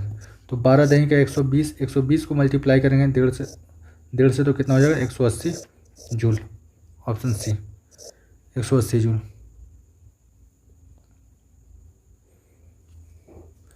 The force of 25 newton is working on an object, that object is moving in the direction of force के डायरेक्शन में मूव कर रहा 5 metre. Then the work done by the force, ठीक है, कितना वर्क होगा। आप यहाँ भी देख लो, ये वाट है, ये न्यूटन है, ये पास्कल है, आपको बनाए बिना इसका आंसर आ जाएगा। वर्क डन बोला ना कि वर्क डन, हमको पता है वर्क और एनर्जी का जो फॉर्म ये होता है, जो यूनिट होता है वो क्या होता है, जूल होता है, पर आप एक बार बना कर देख लो। फोर्स कितना दिया हुआ है, 25, ठीक है, 25 का दिया हुआ फोर्स, और ये कितना मूव कर रहा, 5 मूव कर रहा। W = यही होता है ना, force into displacement. 25 × 5 125 joule. When a man pushing a wall but fail to displace it does, ये कोई काम नहीं कर रहा। आप चाहे जितना भी ताकत लगा दो, अगर ऑब्जेक्ट मूव नहीं कर रहा तो वर्क डन कैसा होगा, 0 होगा, ठीक है। तो ऑप्शन बी हो गया 0 work. When a person walk 4 meter with a constant speed of 12 Newton, with a constant force of 12 Newton, work done by him, W = F into S, force लगा रहा 12 न्यूटन का, मूव कर रहा 4, 12 चौके 48 joule, option C. To say that the work has been done, two condition must be completed, one of them. बोला कि अगर हम बोलते हैं ऐसा कि वर्क हो रहा, इसमें वर्क होने के लिए कंडीशन क्या है, 2 ही कंडीशन है। अगर वर्क हो रहा तो आप क्या लगा रहे हो, फोर्स लगा रहे हो, और ऑब्जेक्ट क्या कर रहा है, मूव कर जा रहा, तो इसी को वर्क बोलते हैं। तो इसमें पढ़ते हैं पहला जो है, फोर्स इज़ नॉट रिक्वायर्ड। गलत बात, फोर्स का तो ज़रूरत पड़ेगा ही पड़ेगा। अगर फोर्स आप लगाओगे तभी तो ऑब्जेक्ट मूव करेगा। Object must be placed display, हाँ बात सही है, ऑब्जेक्ट को मूव करना होगा, और ऑब्जेक्ट तो मूव ऐसे करेगा नहीं। ऑब्जेक्ट मूव क्यों करेगा, क्योंकि उसके ऊपर हम फोर्स लगा रहे हैं। ठीक है, ऑप्शन सी को चेक करते हैं। There should be no absorption and emission of energy, गलत बात, ये कहाँ से आ गया, absorption and emission of energy, ये सब नहीं होगा। There should be no change in the condition of the, no change in the condition, अगर कंडीशन ही चेंज नहीं हुआ, अगर आप उस ऑब्जेक्ट को मूव ही नहीं करा पाए तो क्या होगा, वर्क होगा क्या, नहीं होगा, ये भी गलत हो गया। The product of force and displacement, अब तो हम लोग को इतना पता चल गया है कि वर्क जो होता है फोर्स और डिस्प्लेसमेंट का प्रोडक्ट होता है। ठीक है, तो ये हो जाएगा option C. 93 number, work is product of, same question आ गया, वर्क क्या है, एनर्जी वॉल्यूम गलत, पावर डिस्प्लेसमेंट गलत, force and displacement of an object toward the direction of force, हाँ फोर्स लगा रहे हैं, ठीक है, अब बॉडी मूव भी कर जा रहा है, डिस्प्लेस भी हो जा रहा है, तो इसी को क्या बोलेंगे, वर्क बोलेंगे। अगला देख लेते हैं, displacement of an object in the direction of the, displacement of the object in the direction of the force, ये जो है ये भी तो सही लग रहा, work is a product of displacement of the object, नहीं ये गलत हो गया। W इक्वल टू होता है एफ एस कॉस थीटा होता है, ठीक है, ना कि डिस्प्लेसमेंट, और ये होता है, तो ये गलत हो गया। ठीक है, पहले फोर्स लगाते हैं, बॉडी मूव करता है।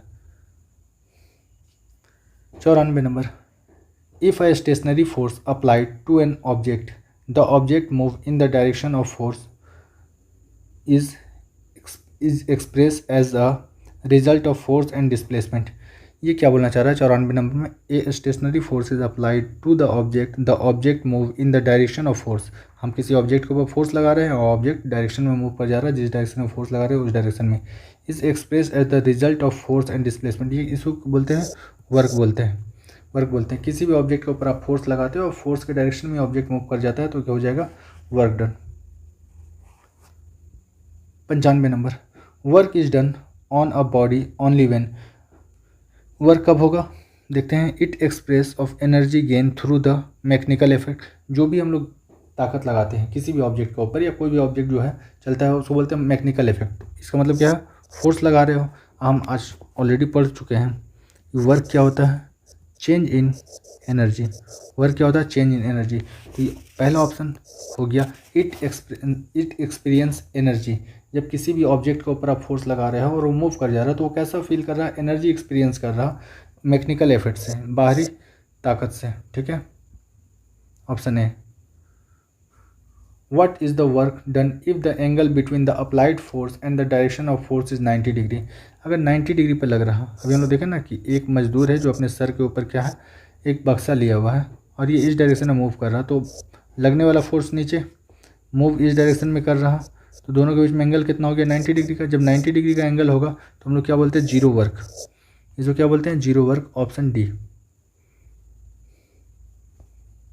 97 number, the ability of an object to do the work energy content in an object is depends on, ये किसका ऊपर डिपेंड करता है, देखते हैं, mass and the volume of object, एकदम गलत, motion of the object in a certain direction, ये बात सही है पर ये पूरा सही नहीं है। State and the condition of the object, state and condition, कोई ऑब्जेक्ट था, ठीक है, आप उसका ऊपर क्या लगाते हो, फोर्स लगाते हो, मतलब क्या हो गया, आप उसमें एनर्जी दे रहे हो तो ये क्या होगा, मूव करेगा, और जब ये मूव करेगा तो इसका क्या हो जाएगा, कंडीशन बदल जाएगा, ये मूविंग ऑब्जेक्ट हो जाएगा, तो ये ज़्यादा एक्यूरेट आंसर है। ठीक है, ऑप्शन सी जो है, state and condition of an object. अगला ऑप्शन देख लेते हैं, the magnitude and the direction of the object, magnitude के बारे में कोई बात नहीं होगा, ठीक है, मैग्नीट्यूड के बारे में कोई बात नहीं होगा, मैग्नीट्यूड के साथ साथ आपको फोर्स भी लेना है, फोर्स का भी मैग्नीट्यूड लेना है और डायरेक्शन तीनों लेना है। 98 number, a worker takes 10 kg goods from the ground and put it on 1.1 meter above the land on his head. Work done. What will be the work done by the worker? W equal to क्या हो जाएगा, mgh। m का value कितना दिया हुआ है 10, g का value आपको कुछ नहीं बोला है तो आप ले लो 10। ये कितना है 1.1 हाइट जो है, ये 10 को 10 से मल्टीप्लाई करो 100 को 1.1 में मल्टीप्लाई करो कितना होगा 110 जूल। तो ऑप्शन डी मोस्ट एक्यूरेट है। A moving car faces the wind in the opposite direction. What will be the work done by the wind on the car? अब ये देखो कि कोई कार है, ठीक है, कोई कार है जो मूव कर रहा इस डायरेक्शन में, विंड इसका अपोजिट डायरेक्शन में लग रहा है, विंड जो लग रहा है इधर लग रहा। तो ये बताइए विंड के द्वारा किया गया कार्य कैसा है, विंड अगर इधर मूव कर रहा और गाड़ी उसका अपोजिट डायरेक्शन में चल रहा तो ये कैसा हो गया, नेगेटिव वर्क हो गया। अगर ये विंड की वजह से गाड़ी अगर इसी डायरेक्शन में मूव कर जाता तो हम क्या बोलते हैं, पॉजिटिव वर्क। बट गाड़ी तो उसी डायरेक्शन में मूव कर रहा, जिस डायरेक्शन में गाड़ी जाना चाह रहा था उस डायरेक्शन में मूव कर रहा, और जो हवा है उसका अपोजिट डायरेक्शन में लग रहा, तो ये क्या हो गया, नेगेटिव वर्क हो गया।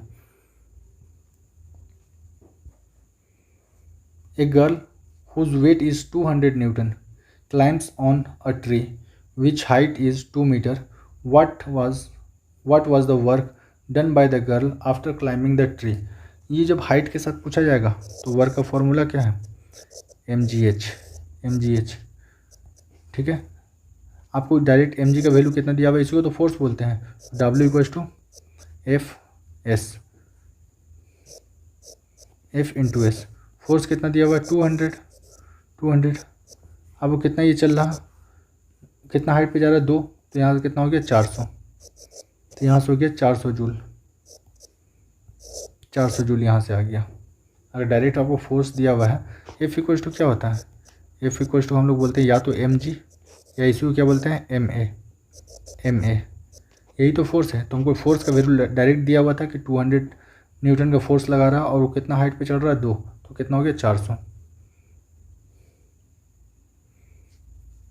If someone travel 15 kilometre distance with a fix force of 500 newton, calculate the work done. W equal to क्या हो गया F इंटू एस। फोर्स जो लग रहा ये 500 न्यूटन का फोर्स लग रहा। हमको पता है कि किलोमीटर नहीं होता है ऐसा यूनिट। जब भी हम लोग मैथ सॉल्व करेंगे, इसमें जब भी हम लोग प्रॉब्लम लगाएंगे फिजिक्स का, हम सारा का सारा जो यूनिट रखेंगे किसमें रखेंगे, SI में। तो 15 किलोमीटर में कितना हो गया 15, और 1 किलोमीटर में होता है 1000 मीटर, तो कितना मीटर हो गया 15000 metre.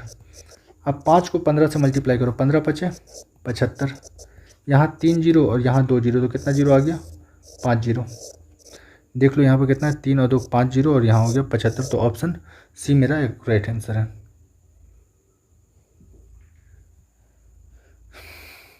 A horizontal force of 10 Newton displays on an object 5 kg to a distance of 2 meter in the direction of force. What will be the work done by the object? अगर हमको direct force और distance दिया हुआ है, displacement दिया हुआ है, तो हम क्या करेंगे, डायरेक्ट इनका प्रोडक्ट करेंगे। तो क्या हो जाएगा, फोर्स दिया हुआ है 10 न्यूटन का, डिस्प्लेसमेंट कितना हो रहा 2 मीटर का, तो 10 दूनी का 20 जूल, 10 दूनी का 20 जूल हो गया option A. What is the amount of work done when an object move under a force of 10 Newton at the distance of 10 metre? तो क्या हो जाएगा, फोर्स 10, डिस्प्लेसमेंट कितना हो रहा 10, तो 10 नहीं का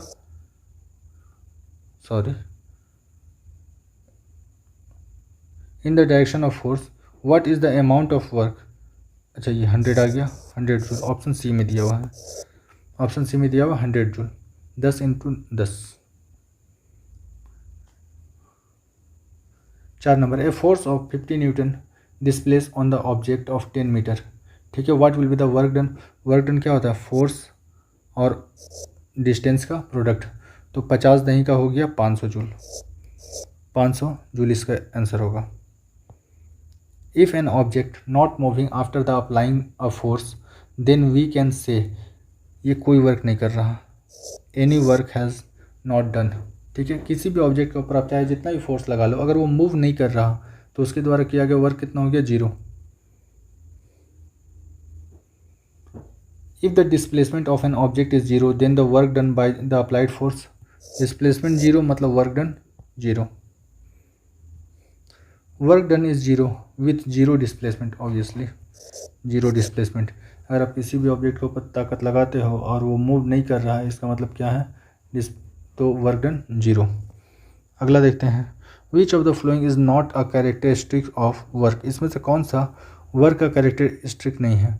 work has a direction, work क्या है, डायरेक्शन है, नहीं वर्क एक स्केलर क्वांटिटी है, वर्क एक स्केलर क्वांटिटी, तो ये कोई कैरेक्टर नहीं है। अगला ऑप्शन देख लेते हैं, for doing work it is necessary to apply a force on the object, हाँ एकदम सही है। अगर आप चाहते हो कि वर्क हो तो उसके ऊपर आपको क्या करना होगा, फोर्स अप्लाई करना होगा।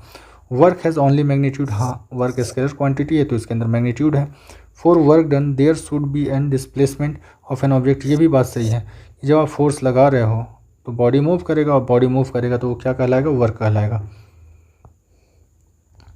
ए bus running with a force of 4000 newton, the work done by the bus is 2000 joule, what is the distance travel by the bus, W equals to F into S, force into displacement. आपको work दिया हुआ है 2000, force दिया हुआ है 4000,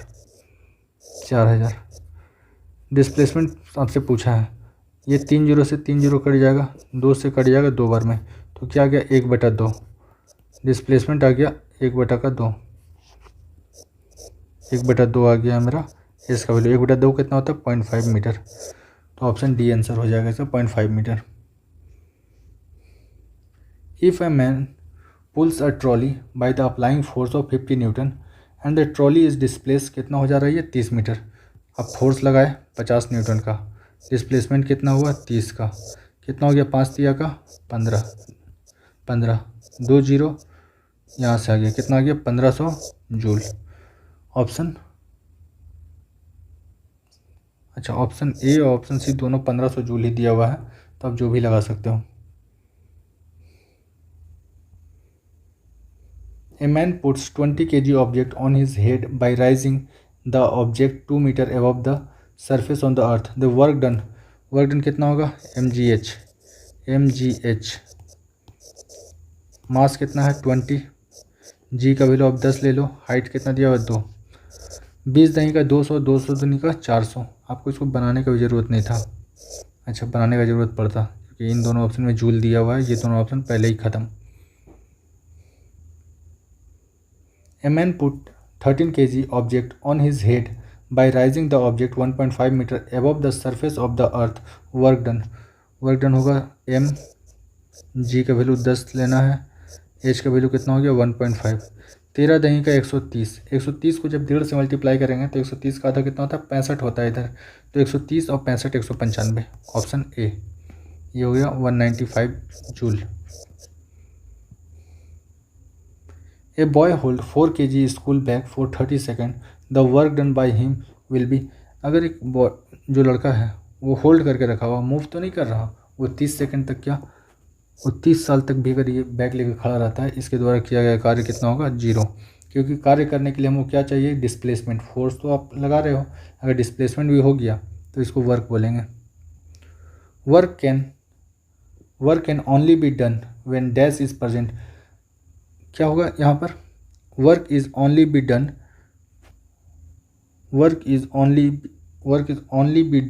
when dash is present, work होता है जब आप, work is only be done when dash is present. Energy आप इधर देखो, आप चाहे जितना ही फोर्स लगा लो, अगर डिस्प्लेसमेंट 0 वर्क डन 0। वर्क का फॉर्मूला क्या है, W equals to change in energy, यही तो बोलते हैं कार्य करने का जो कैपेसिटी होता है, कार्य करने का कैपेसिटी को हम क्या बोलते हैं, एनर्जी बोलते हैं। तो the work can only be done when dash is present, energy उसमें प्रेजेंट रहेगा। ये काफ़ी कॉन्सेप्चुअल था, तो इसको एक बार अच्छे से देख लेना, ये एनर्जी होगा इसका, ना कि फोर्स तो अप्लाई कर रहे हो, डिस्प्लेसमेंट के बारे में किसी भी तरह का मेंशन नहीं है, जब मेंशन नहीं है तो वर्क के बारे में हम लोग बतला नहीं सकते वर्क हो रहा कि नहीं हो रहा। अगला, विच of the following is not an example of work done, इसमें से कौन सा एग्जाम्पल नहीं है वर्क डन का। A man pushing against the wall, ये यहाँ पर कोई वर्क नहीं हो रहा, यहाँ पर अगर एक आदमी दीवार को मूव करा रहा दीवार मूव नहीं हो रहा तो कोई वर्क हो रहा क्या? नहीं हो रहा। अगला ऑप्शन देखते हैं, trolley move when the boy pushes the, हाँ बच्चा जो है ताकत लगा रहा और ट्रॉली मूव कर जा रहा, तो ये वर्क डन है। ठीक है, ये वर्क डन है। अगला देख लेते हैं, applied force on an object in the direction of object is move, हाँ जिस डायरेक्शन में फोर्स लगा रहे हो उस डायरेक्शन में ऑब्जेक्ट मूव कर रहा है, ये भी वर्क डन है। Rising the book to the some height and walk, हाँ आप किताब को उठाएं और मूव कर रहे हो तो ये भी वर्क डन है। तो इसमें से एक, जब आदमी दीवार को धक्का दे रहा तो कोई वर्क नहीं कर रहा। A man pushing against the wall is not a work. When the direction of the force applied and the direction of movement of the object is perpendicular to each other, तो यहाँ पर no work done होगा। आप समझ रहे हो, एक object है, ठीक है, आप ये ऑब्जेक्ट इधर की तरफ मूव कर रहा और फोर्स जो है परपेंडिकुलरली लग रहा, परपेंडिकुलर लग रहा तो एंगल कितना बन रहा, 90 डिग्री का। जब 90 डिग्री का एंगल बनेगा तो कोई वर्क होगा क्या? नहीं, कोई वर्क नहीं होगा।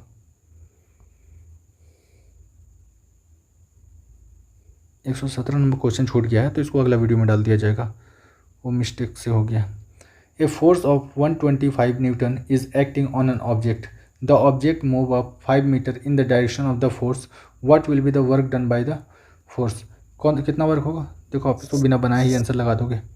वाट पावर का, न्यूटन जो है फोर्स का, पास्कल जो है प्रेशर का है, तो ये हो गया। पर इसको बना के देख लेते हैं। फोर्स कितना लगा रहे हो? 125 न्यूटन का।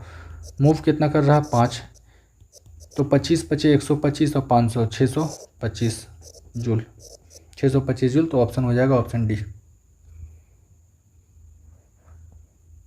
19 number, if a person pull a trolley up to the distance of 10 metre with the force of 50 newton, what will be the work done. आदमी ताकत लगा रहा 50 न्यूटन का, मूव करा दे रहा है 10, तो कितना हो गया? 500 joule, 500 joule. When displacement occur, the work done by the force is considered to be negative. बोला कब ये नेगेटिव कंसिडर करेंगे? आप समझो कि आप एक अनवारी हैं, ये वाला एक अनवारी है, आप यहाँ से फोर्स लगा रहे हो, ठीक है, अनवारी इस तरह मूव कर गया, आप यहाँ से ताकत लगा रहे हैं इसका ऊपर, और अनवारी जो है आप ही की तरफ गिर रहा, आप ही की तरफ गिर रहा, तो क्या बोलेंगे? Negative work. आप जिधर फोर्स लगा रहे हो और जो फोर्स लगा रहे हो और फोर्स के अगेंस्ट में, मतलब आप ही की तरफ अगर वो काम हो रहा, तो अनवारी अगर आप ही की तरफ इस तरह मूव करता रहा तो इसको क्या बोलेंगे? Applied force.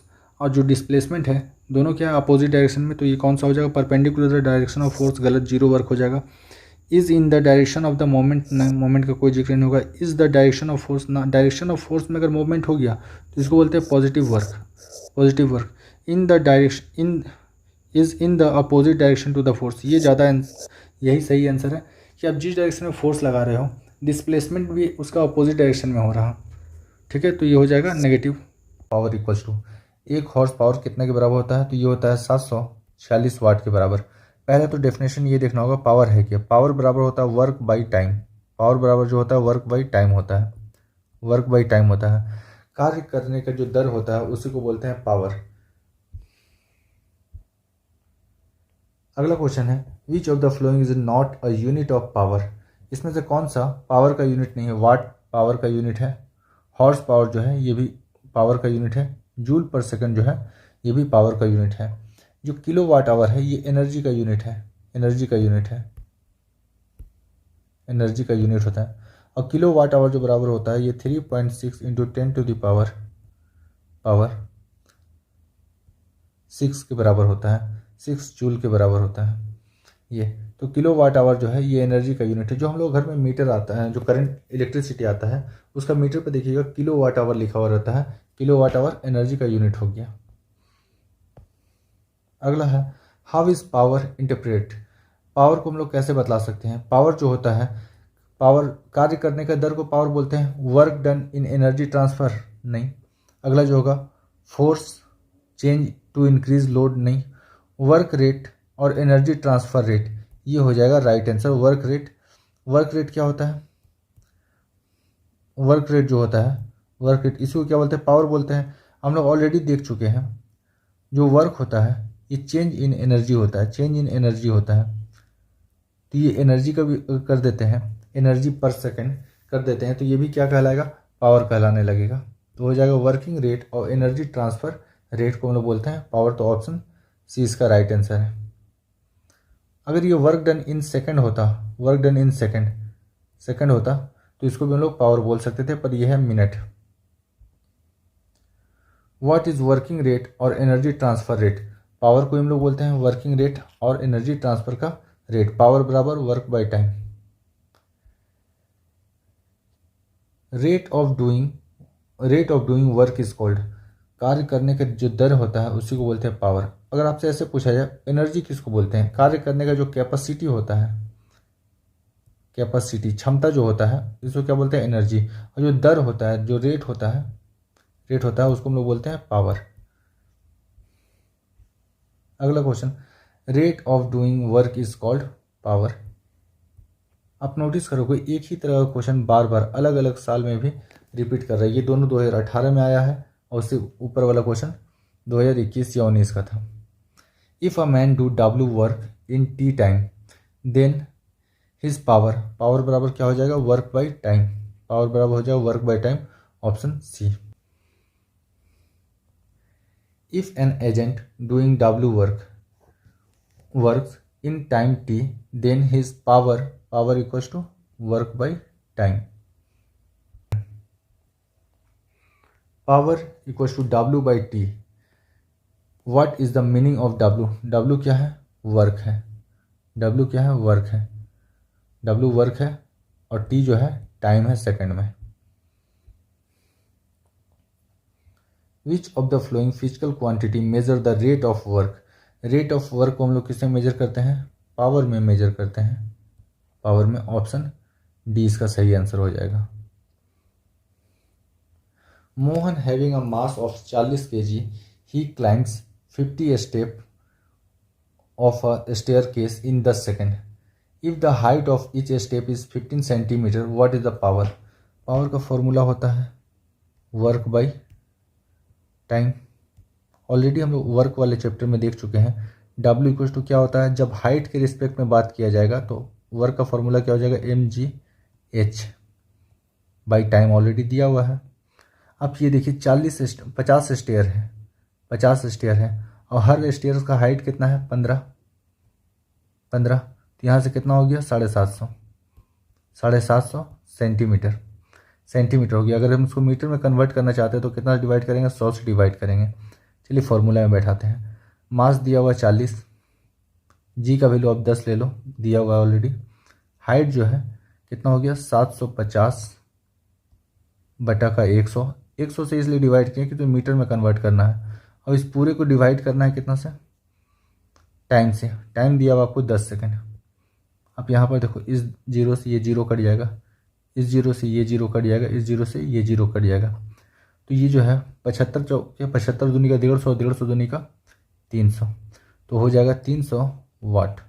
तो ऑप्शन मेरा सी इसका सही आंसर है, 300 वाट। अगला क्वेश्चन देखते हैं। A boy of 50 kg mass climb a 40 stair in 9 second. If the height of each stair is 15 centimetre then find the power. Same question है बट डाटा अलग हो गया है। कुछ नहीं, एक सीढ़ी है, मतलब इस तरह का सीढ़ी है, इस तरह सीढ़ी जो है ये कितना है? 40 सीढ़ी है। हर सीढ़ी का लंबाई आपको कितना दिया हुआ है? 15 सेंटीमीटर दिया हुआ है, 15 सेंटीमीटर। पहले हाइट को निकाल लेते हैं। टोटल सीढ़ी है 40, स्टेप से 40, हर स्टेप का जो ऊंचाई है वो है 15, तो 15 चौके 60, 600 हो गया। 600 आया ये सेंटीमीटर में, ये ध्यान रखने की ज़रूरत है। इसको जब मीटर में चेंज करेंगे कितना से डिवाइड करेंगे? 100 से। तो हाइट मेरा आ गया 6, हाइट आ गया 6। पावर बराबर क्या होता है? Work by time. वर्क का हाइट के रिस्पेक्ट में फॉर्मूला क्या है?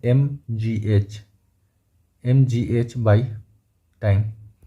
मास दिया हुआ आपको 50 kg का है, जी का वैल्यू आपको 10 लेने बोला गया ऑलरेडी।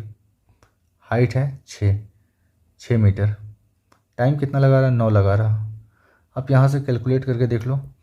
50 दही का 500, 500 को 6 से मल्टीप्लाई करेंगे 3000, 3000 को 9 से डिवाइड कीजिएगा तो 9 तिया का 27, बचेगा 3, फिर आएगा 9 तिया का 27, फिर बचेगा 3, 9 तिया का 27, फिर बचेगा 3। तो ऑप्शन एक ही हो गया यहाँ पर 333.33। ऑप्शन ए इसका राइट आंसर हो जाएगा। बस डाटा अलग है, सारा क्वेश्चन सेम ही है जो पहले देखे हैं। 3.33 watt. Name the physical quantity that is equals to the product of force and velocity. आपको पावर का दो फॉर्मूला याद रखना है, power equals to work by time और पावर इक्वल्स टू जो होता है product of force and velocity. ये भी जो होता है फोर्स और वेलोसिटी का मल्टीप्लाई होता है। हम लोग एक बार देख लेते हैं इस चीज़ को। तो पावर होगा work by time, work by time.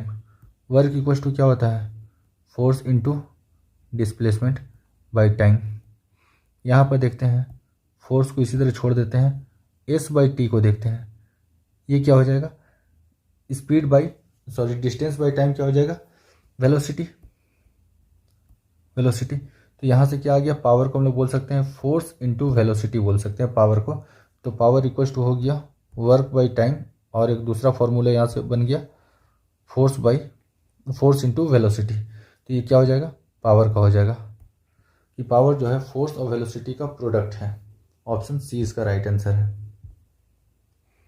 A 40 kg girl quickly climbed up the stairs of 5 meter height in 4 seconds. What will be the power developed by her? Power बराबर क्या हो जाएगा work by time, work by time. Work कितना कर रहा है जब ये ऊपर की तरफ चढ़ेगा तो फॉर्मूला क्या हो जाएगा वर्क का हो जाएगा mgh बाई टाइम। मास दिया हुआ केजी में, जी का वैल्यू आप 10 ले लीजिए, अगर नहीं दिया हुआ तो 10 ले लीजिए क्योंकि ऑप्शन काफ़ी दूर दूर है तो आप 10 ले लो, ज़्यादा अच्छा रहेगा कैलकुलेशन में। हाइट आपको दिया हुआ 5 मीटर। टाइम जो लगा रहा ये 4 सेकंड का टाइम लगा रहा, 4 दही का 40, 10 दही का 100, 100 पचे 500, 500 वाट। तो ऑप्शन ए इसका राइट आंसर हो जाएगा। अगला जो है a boy of 50 kg mass climb 45 stair in 10 second if the height of each stair is 16 centimetre then find the power. पहले तो आप ये देख लो कि ये जो स्टेप्स दिया हुआ है कितना दिया हुआ है सेंटीमीटर में दिया हुआ है 16 है, 16 गुना 45 बटा का 100 ये हो गया मीटर में आ गया मेरा। पावर बराबर क्या हो जाएगा mgh, m दिया हुआ 50, जी अगर नहीं दिया हुआ तो आप 10 ले लो, एच आपको दिया हुआ है 16 इंटू 45 बाई 100 से डिवाइड इसलिए किए हैं क्योंकि इसको मीटर में चेंज कर पाए। और सेकंड आपको दिया हुआ 10 सेकंड।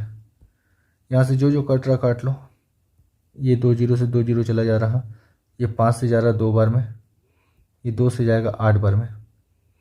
तो 45 दूनी का 90, 90 चौके 360। ऑप्शन सी इसका राइट आंसर हो जाएगा 360। The average power is equals to which of the following. Power क्या होता है total work by total time. आपको इसमें से कौन सा दिया हुआ है टोटल वर्क अच्छा टाइम के फॉर्म में दिया हुआ तो ये गलत। टोटल फ्री एनर्जी नहीं, चेंज इन फ्री एनर्जी हो जाएगा।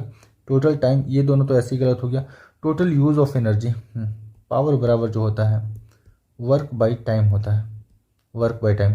और वर्क इक्वल्स टू क्या होता है change in energy, change in energy. Work को आप बोल सकते हो चेंज इन एनर्जी। तो यहाँ क्या आ जाएगा delta E by T. Total used energy by total time, total used energy by total time. Power equals to हो गया delta E by T. A boy of 50 kg climbs 40 stairs in 10 seconds if the height of each stair is 15 centimeter. Then calculate his power. इसका power calculate कीजिए। तो height के respect में दिया हुआ है तो फॉर्मूला हो जाएगा mgh बाई टी। मास दिया हुआ है 50, जी का वैल्यू लेना है 10।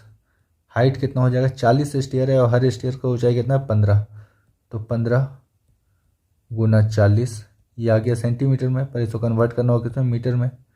और इस पूरे को डिवाइड कर दीजिए आप कितना 10 सेकंड, टाइम दिया हुआ 10 सेकंड। तो ये 0 से 0 3 जीरो नीचे में है और 3 जीरो ऊपर में है, ये कैंसिल आउट हो जाएगा। 15 पचे 75, 75 चौके 15 पचे 75, 75 दूनी का 150, 150 दूनी का 300, तो ये हो जाएगा 300 वाट हो जाएगा पावर का। अगला question 47 number. A boy of 50 kg mass climb 45 stairs in 9 second, height of each stair is 15 centimetre, calculate the power. Same question है, बस डाटा अलग है। इस बार भी वही होगा, क्वेश्चन वही रहेगा, बस डाटा अलग कर देगा। मास 50 दिया हुआ है, जी का वैल्यू 10 लेना है, हाइट 45 स्टेयर है और हर स्टेयर का हाइट कितना है 15 सेंटीमीटर है, डिवाइडेड बाई 100। 100 से डिवाइड करके इसमें मीटर में चेंज कर दिया और टाइम दिया हुआ आपको 9 सेकंड दिया हुआ है। 2 जीरो से पहले 2 जीरो काट लीजिए, 9 पचे 45, 5 पचे 25, 25 को जब 15 से मल्टीप्लाई करेंगे, सॉरी कुछ भूल हो गया है क्या, 9 पचे 45, 15 पचे 75, जब 75 चौके हो गए 300, 375, ये हो जाएगा 375, सही है। 48 number, if a girl with a weight of 40 Newton climb on the rope for 20 seconds with the power of 160 watt, then at which height he reach। आपको पावर निकालना है। पावर बराबर होता है फोर्स, पावर बराबर होता है वर्क बाय टाइम। आप वर्क को क्या लिख सकते हैं, force into displacement by time, ये होता है पावर बराबर।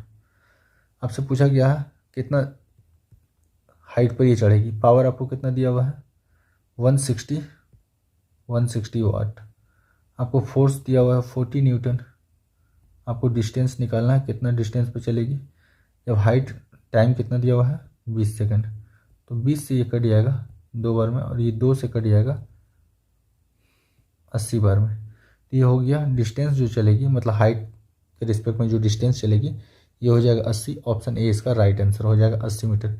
Power equals to work by time, और वर्क इक्वल्स टू क्या होता है फोर्स इनटू डिस्प्लेसमेंट, ठीक है, डिवाइडेड बाय टाइम, तो आ गया टाइम। पावर का वैल्यू आपको दिया हुआ है 160 वाट, आपको फोर्स दिया हुआ है 40 का न्यूटन, आपको डिस्टेंस निकालने बोला है कि कितना हाइट पे जाएगा, हाइट भी तो एक तरह का डिस्टेंस है, कितना हाइट पर पहुंचेगी 20 सेकंड में, तो ये हो जाएगा 80 मीटर का हाइट पर पहुंचेगी। ए boy of 50 kg mass climb 44 stairs in 10 seconds. If the height of each stair is 15 centimeter, then find the power. Power equals to against work by time. Work by time. आपको height के respect में बात किया तो work equals to क्या आ जाएगा mgh/t।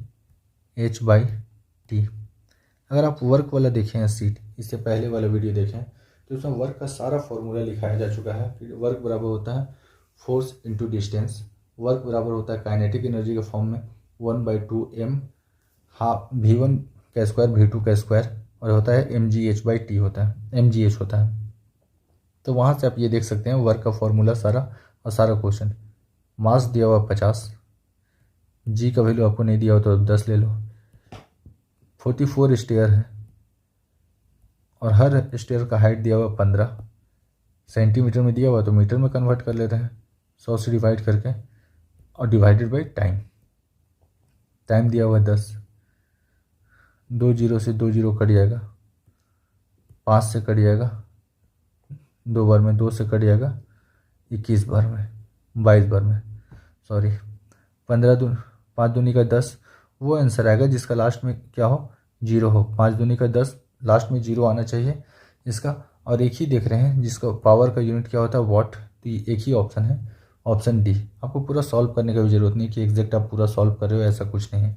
आप यहाँ देखो जिसका लास्ट में यूनिट डिजिट क्या है 0 है, इसका भी लास्ट में यूनिट डिजिट 0 है, और इसका यूनिट जो है जूल है, और जूल होता है वर्क और एनर्जी का यूनिट होता है, वाट होता है पावर का, तो ये दोनों तो पहले ही ऑप्शन को हम लोग हटा सकते थे।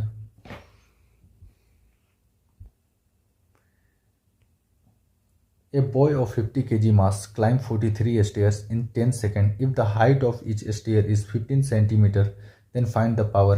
ये हो नहीं सकता, ये मीटर सेकंड है, जूल हो नहीं सकता, आपसे पूछा है पावर, तो इन दोनों में से कोई एक आंसर होगा। देख लेते हैं। पावर बराबर mgh, मास दिया हुआ 50, जी का वैल्यू दिया हुआ 10, हाइट दिया हुआ आपको 43 है स्टेयर्स, और हर स्टेयर जो है वो 15 का है, 15 का है। इसको डिवाइड कर लेंगे और इसको कन्वर्ट कर लिए इसमें मीटर में। टाइम ले रहा है 10 सेकंड, टाइम ले रहा है 10 सेकंड। 2 जीरो से पहले 2 जीरो काट लेते हैं, 5 से काटते हैं 2 बार में, और इसको जब काटेंगे ये आ जाएगा 21.5, 21.5 हो जाएगा यहाँ से। अब ये देखते हैं मल्टीप्लाई, आप इसको 21 मानो, 21 को जब 15 से मल्टीप्लाई करोगे तो 21 दही का हो गया 210, अब 21 का आधा 210 का आधा हो गया 105, तो 210 310 315, 315 इधर से आ गया 315। आप यहाँ पर आधा छोड़ दिए थे, 0.5 छोड़ दिए थे, कितना टाइम्स हो जाएगा ये वाला, ये हुआ 7.5, 7.5 हो जाएगा, तो यहाँ से आ गया 322.5। आपको कैलकुलेशन में भी काफ़ी फास्ट होना होगा, अदरवाइज टाइम इतना लिमिटेड रहता है कि क्वेश्चन करने में ही प्रॉब्लम हो जाएगा। ऑप्शन सी इसका राइट आंसर है। अगला है, a more powerful engine can do more work in less time like a aeroplane travel more distance as compared to car in less time, so aeroplane is more powerful than a car, it is an example of which of the following. अब ये देखो, आपको बोल रहा कि जो engine होता है, क्या बोलते हैं, एरोप्लेन का जो इंजन है ये काफ़ी पावरफुल होता है, और पावरफुल होने की वजह से वो क्या काफ़ी कम टाइम लगाता है। टाइम के रिस्पेक्ट में बात हो रहा, तो पावर जो है, आप ये जो एरोप्लेन ट्रेवल कर रहा, या फिर आपको ये जो कार ट्रेवल कर रहा है, ये क्या कर रहा, इसके ऊपर फोर्स लग रहा और ये एक डायरेक्शन में मूव कर रहा। तो हम लोग ऑलरेडी पढ़ चुके हैं वर्क क्या होता है, वर्क होता है फोर्स इनटू डिस्प्लेसमेंट होता है। लेकिन जब यही बात आ जाए टाइम के रिस्पेक्ट में, टाइम के रिस्पेक्ट में बात हो रहा, तो ये बात किसके बारे में किया जा रहा है, पावर के बारे में। आप सोच कर देखो कि एक एरोप्लेन है, एक एरोप्लेन है जो जिसका इंजन का पावर जो है, इंजन जो है 30,000 जूल एनर्जी प्रोड्यूस करता है। एक जो कार है ये शायद 300 जूल एनर्जी प्रोड्यूस कर रहा। 1 मिनट के लिए आप मान लो ये हाइपोथेटिकल कंडीशन है।